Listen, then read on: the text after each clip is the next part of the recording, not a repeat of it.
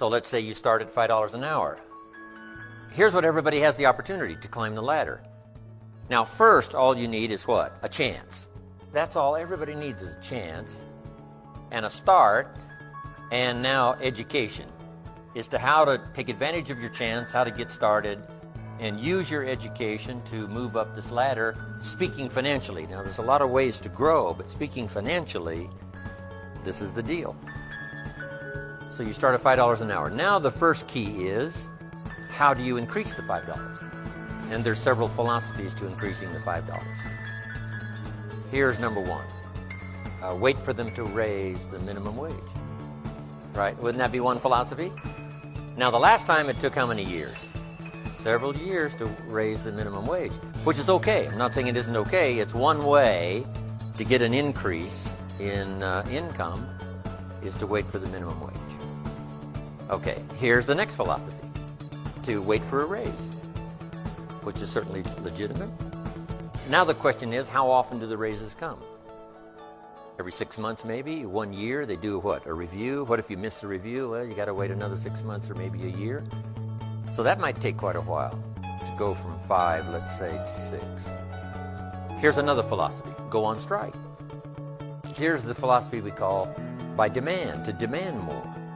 And if you don't give me more, I'll go on strike. I won't work. Which is one philosophy. To get more by demand. Now here's the problem with demand. Make the note. You can't get rich by demand. You might get a few more pennies. You might get an extra $1. You might get an extra benefit or something, but you can't get rich by demand. Here's why. Not that it isn't America, and not that it isn't that economically now we're doing incredibly well. But here's why you can't get rich by demand. It's the wrong philosophy. And here's what would be tragic all your working life. To live in the right country and have the wrong philosophy. So you can't get rich by demand. Then how could you get rich in America? It's very simple. Change your philosophy. And what would be the new philosophy? Answer. You get rich by performance, not by demand. Now, my mentor says, some people don't just make $5 an hour. They've moved up to $6. How easy would it be to get to $6? Probably pretty easy. If you worked for McDonald's, they paid you $5 an hour, hauling out the trash. If you whistle while you haul out the trash, they'll pay you $6 an hour. Right? Here's an unusual person. They deserve $6 just because of their attitude. Wear the hat, say yay McDonald's. So for that, you get an extra $1 an hour because the company recognizes, hey, looks like this is going to be an oncoming person. So it's not that difficult to go from 5 to 6. But here's what's interesting. Some earn $50 an hour, 10 times as much. How could you multiply your income by 10? One, you probably couldn't do it waiting for a raise. Certainly you couldn't do it waiting for them to change the minimum wage. And you certainly couldn't do it by demand. Because usually when they make demands, they don't demand that you multiply my income by 10. People don't go on strike for multiplying their income by 10, usually, right? It's just a little increase. So, how could you go from 5 to 10? Interesting. But that's not the end of it. Can you think of somebody that makes $500 an hour? My Beverly Hills attorney, yes. You can think of some, right, that make $500 an hour. Now, 500 multiplies by 10 again. Not just once from $5 to 50, but from 50 to 500 is multiplying by 10 again. Can you multiply by 10 and then multiply by 10? And the answer is yes. One, living in the right country is an advantage. But here's the greatest advantage, having the right philosophy. Now, $500 an hour is not the end of the story. Would a company pay someone $26 million for 1 year's work? And the answer is yes. They do it all the time, right? Not because this guy went on strike. That's not how he gets the $26 million. A change and a shift in philosophy here starts to change everything. Now, my mentor said, you can climb this ladder, Mr. Rohn, as high as you wish to climb it. We're just talking economics now. There's a lot of other values to go for, but speaking economically, you can climb this ladder as high as you wish to climb it if you'll follow this philosophy. Here's what he said. You that have been around for a while have heard me say it. He said, learn to work harder on yourself than you do on your job. Learn to work harder on yourself than you do on your job. I got the message, age 25.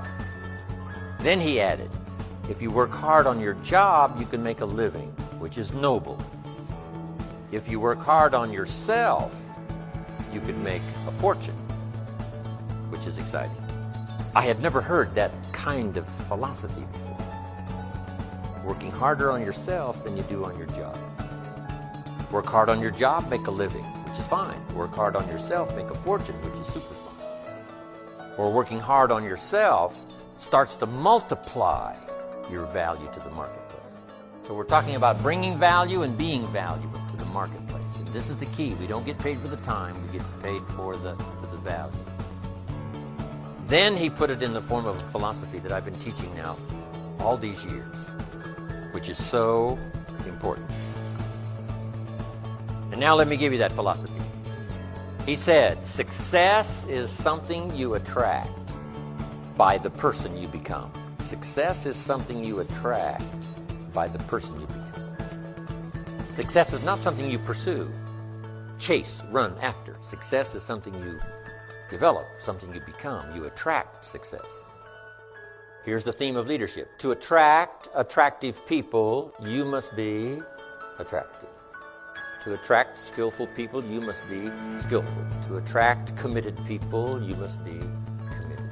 So the whole key to unlock all the treasures, whether it's economic treasures or spiritual treasures, financial, social, personal, every way you can possibly think of, is by your own personal development.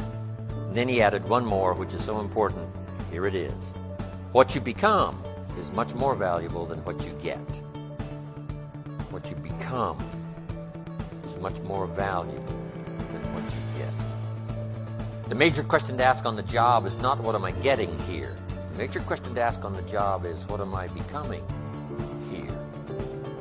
Not what am I getting, what am I becoming. So it's very important what you become, because what you become attracts. If you become cynical, you attract cynicism. What you become attracts. So this whole subject of personal development was so vitally important to me. It changed my life. I was a millionaire by age 31. That was just the economic part of it. It took me 6 years from age 25 to age 31. It was unbelievable. So, right country, but a refinement of philosophy is what's important. I was telling a group of people of a study that was conducted. Dr. Larry Darcy, who wrote a book called Recovering the Soul, he said, human beings are the only living species that has achieved the dubious distinction of dying or having a stroke or a heart attack on a certain day. If you ask most people, what would you say the primary cause of why people will have a heart attack or stroke? Many people will say, well, because they smoke cigarettes, or because of high cholesterol, or because of stress, or because of obesity, and all of those things are contributing factors. But ladies and gentlemen, more heart attacks take place in this country on Monday morning between 8 and 9 a.m. That's when the majority of people who have their first heart attacks have them. 85% of the American public, according to recent studies, are going to jobs that they hate, working on jobs that do not challenge them.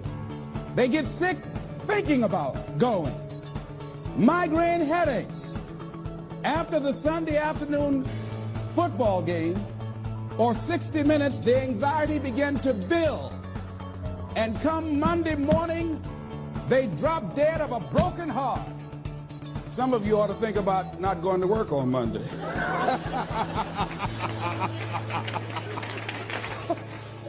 Think about that. People are literally dying to go to work.